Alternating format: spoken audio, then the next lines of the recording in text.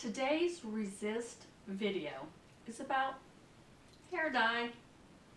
I do hope you're enjoying the channel and that you're finding it useful and informative.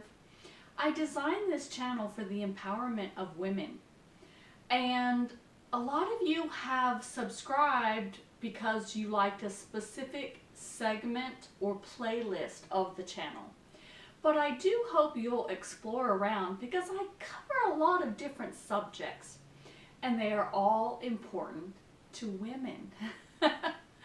I cover environmental issues and social issues and just lots of different stuff. So please do poke around a little bit and see if there's something else that you like in the old content and the new, even if you subscribe for one particular topic. Okay? So when I learned that I was going to become a grandmother, and that's 8 years ago now, I decided to ditch hair dye.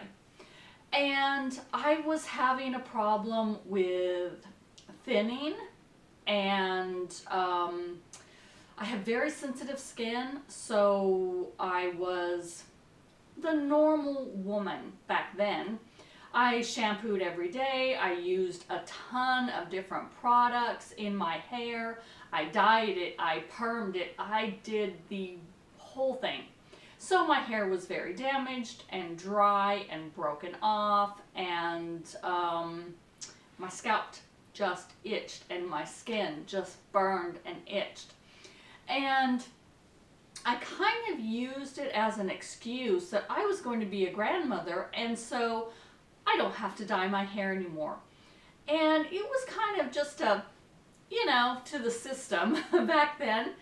And I learned some things. So what I learned was it was all the product that I was putting in my hair and then shampooing out every day and putting in the hair and shampooing out every day that was causing all of this irritation and scalp itch and hair loss. Okay? So what I did is I discovered the no poo method, and I used baking soda and water to wash and apple cider vinegar and water to rinse. And what that did was opened up my hair follicles and allowed the hair to start growing. I mean, I looked like a porcupine. I had the stubble on top, just all over, sticking straight up. That's, before I had locks. And it cleared the hair follicles. And then because I wasn't, I kind of was just doing trial and error and experimenting. So I started using a lot less styling products, just a little hairspray basically, and I wasn't, doing the texturizer and the gel and the mousse and the, all of those, and then spraying it stiff, and it just fell 2 hours later. So I just kind of started weaning those down, and as I did, I learned that I could go longer between washes, and that really stopped a lot of that irritation.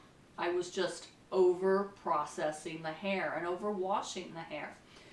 And so my hair became thick and luxurious, and I didn't have to do so much, right?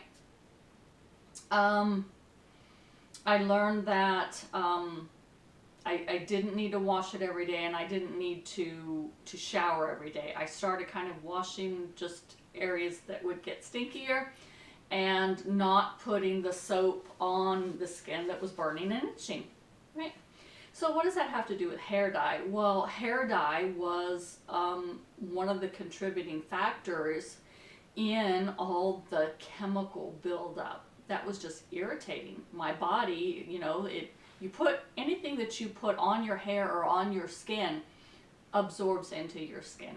So I did some research, and I was looking at just how many chemicals you put on your body and absorb through your skin with all the makeup and hair products and lotions and creams and moisturizers and perfumes, and then, you know, then you get into your household cleaners. I mean, it's just astronomical, the number of chemicals from all this stuff. So I just went on a mission to limit some of those. I switched to all natural cleaning products. I switched to all natural makeup.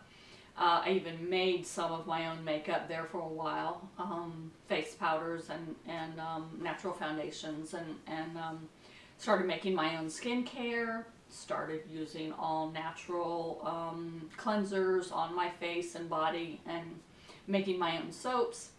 And then, you know, with stopping the hair dye, of course, you know, that limited those chemicals as well.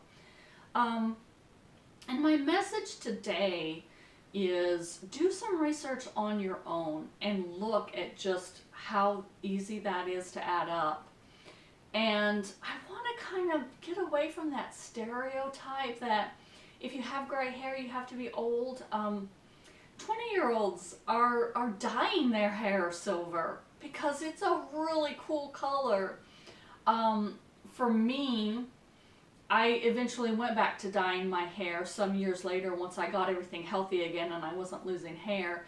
And now I'm doing it again because we're in lockdown and it's the perfect time to grow it out, right?